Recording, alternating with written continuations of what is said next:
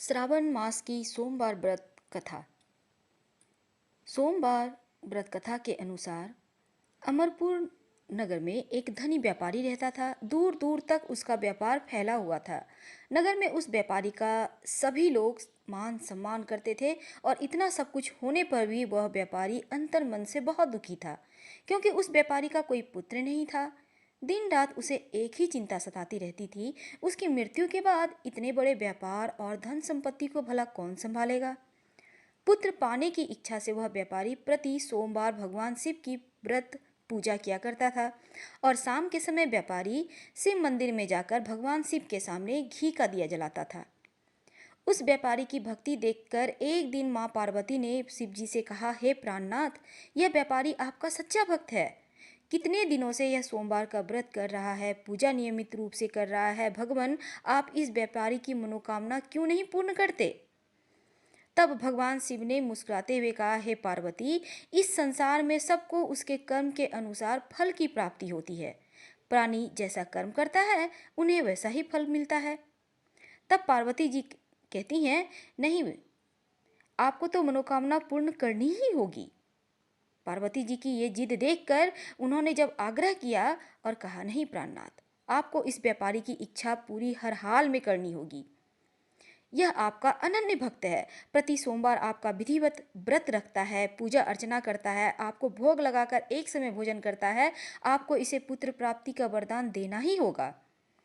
पार्वती का इतना आग्रह देखकर भगवान शिव ने कहा, तुम्हारे आग्रह पर मैं इस व्यापारी को पुत्र प्राप्ति का वरदान देता हूँ, लेकिन इसका आयु 16 वर्ष से अधिक नहीं होगा। उसी रात भगवान शिव ने स्वप्न में उस व्यापारी को दर्शन दिए और कहा कि तुझे पुत्र प्राप्ति होगी, लेकिन तुम्हारे उस पुत्र की आयु मात्र 16 वर्ष होगी। भगवान के इस वरदान से व्यापारी को खुशी तो हुई, लेकिन पुत्र की अल्पायु को जानकर उस खुशी को जैसे ग्रहण लग गई। खुशी नष्ट कर दिया गया चिंता ने उसका। अब व्यापारी पहले की तरह सोमवार का विधिवत व्रत करता रहा। कुछ महीने पश्चात उसके घर अति सुंदर पुत्र उत्पन्न हुआ। पुत्र जन्म से व्यापारी के घर में खुशियां भर गई। बहुत धूमधाम से पुत्र जन्म का समारोह मनाया गया। व्यापारी को पुत्र जन्म की अधिक खुशी नहीं हुई, क्योंकि उसे तो पता था कि उसका पुत्र की उम्र सिर्फ 16 वर्ष है। यह रहस्य उसने घर में किसी को भी नहीं बताया और विद्वान ब्राह्मणों ने उस पुत्र का नाम अमर रखा। जब अमर 12 वर्ष का हुआ तो शिक्षा के लिए उसे वाराणसी भेजने का व्यापारी ने निश्चय किया और व्यापारी ने अमर के मामा दीपचंद को बुलाया और कहा कि अमर को शिक्षा प्राप्त करने के लिए वाराणसी छोड़ा। अमर अपने मामा के साथ शिक्षा प्राप्त करने के लिए वाराणसी चल दिया। रास्ते में जहाँ भी अमर और दीपचंद रात्रि विश्राम के लिए ठहरते, वहीं यज्ञ करते, पूजा पाठ करते, ब्राह्मणों को भोजन कराते। इस तरह से लंबी यात्रा के बाद दीपचंद और अमर एक नगर में पहुंचे। उस नगर के राजा की कन्या के विवाह की खुशी में पूरे नगर को सजाया गया था। निश्चित समय पर बारात भी आ गई, लेकिन वर का पिता अपने बेटे के एक आंख से काने होने के कारण बहुत चिंतित था। उसे इस बात का भय सता रहा था कि राजा को अगर पता चल गया तो विवाह से इनकार न कर दे, इससे उसकी बदनामी भी होगी। वर के पिता ने अमर को देखा तो उन्होंने सोचा कि चलो क्यों ना इस लड़के को दूल्हा बनाकर राजकुमारी से विवाह कर दूं और विवाह के बाद इसको धन देकर विदा कर दूंगा और राजकुमारी को अपने नगर ले जाऊंगा। वर के पिता ने इसी संबंध में अमर और दीपचंद से बात की। दीपचंद ने धन मिलने के लालच में वर के पिता की बात स्वीकार कर ली और अमर को दूल्हे के वस्त्र पहनाकर राजकुमारी चंद्रिका से विवाह करवा दिया गया। राजा ने बहुत सा धन देकर राजकुमारी को विदा तो कर दिया। अब जब अमर का लौटने का बारी आया तो वह सच नहीं छिपा सका और उसने राजकुमारी की ओढ़नी पर लिख दिया, राजकुमारी चंद्रिका, तुम्हारा विवाह तो मेरे साथ हुआ था। मैं तो वाराणसी में शिक्षा प्राप्त करने जा रहा हूँ। अब तुम्हें जिस नवयुवक की पत्नी बनना पड़ेगा वह काना है। जब राजकुमारी ने अपनी ओढ़नी पर लिखा हुआ पढ़ा तो उसने काने लड़के के साथ जाने से इनकार कर दिया।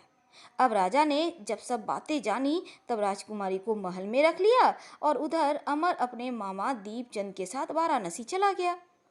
अमर ने गुरुकुल में पढ़ना शुरू कर दिया। अब अमर की आयु 16 वर्ष हो गई तो उसने यज्ञ किया। यज्ञ की समाप्ति पर ब्राह्मणों को भोजन कराया, खूब अन्न धन वस्त्र दान किया। रात को अमर अपने शयन कक्ष में सो गया। अब शिव के वरदान चूंकि मिल चुका था तो भला वो झुठला तो सकता नहीं था।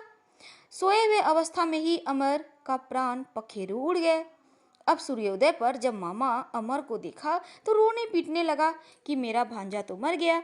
आसपास के लोग भी इकट्ठे हो गए और सभी लोग दुख प्रकट करने लगे। मामा के रोने विलाप करने से समीप ही गुजरते हुए भगवान शिव पार्वती ने भी सुने।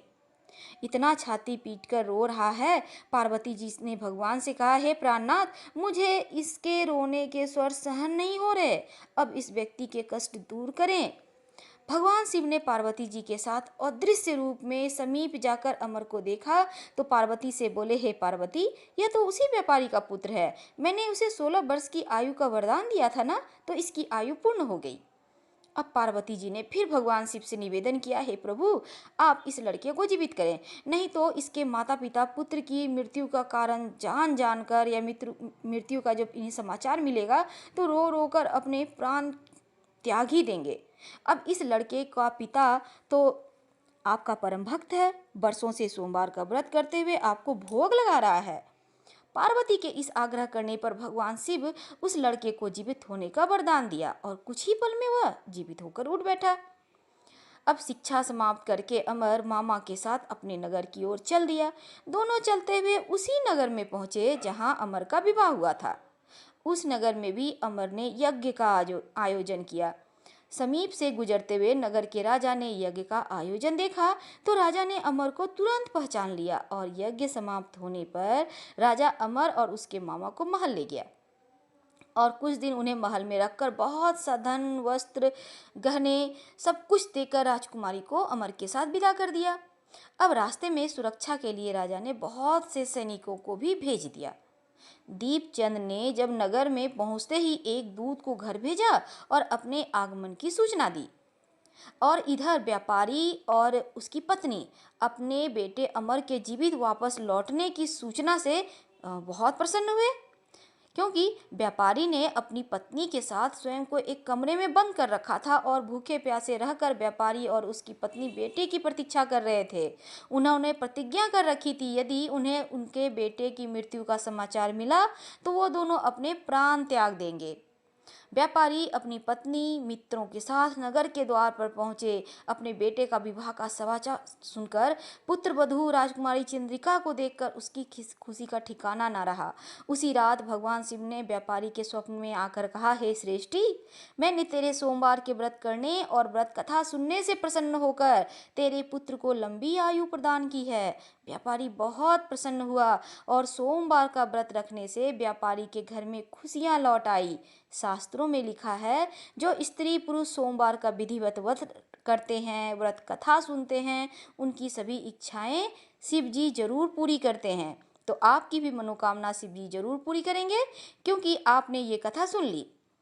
हम आपसे विदा लेते हैं, लेकिन दोस्तों एक बात का हमेशा ही याद रखिएगा, सोमवार के दिन बेलपत्र मत तोड़िएगा और शिव जी को सोमवार के दिन एक भी अगर आप बिल्वपत्र अर्पित करते हैं तो शिव जी की कृपा आपको मिल जाती है। अगर आपके पास बिल्वपत्र नहीं है तो भोलेनाथ पे जो चढ़ा हुआ है ना, उसी को लेकर धोकर आप चढ़ा दीजिए, उसका भी फल उतना ही मिलेगा। और हमेशा याद रखिएगा, बेलपत्र पर थोड़ा सा चंदन से राम लिखकर फिर उल्टा करके चढ़ाइएगा, तभी तो शिव जी का विष का जो गर्मी है, जलन है, वो शांत होगा और आपको वरदान देंगे।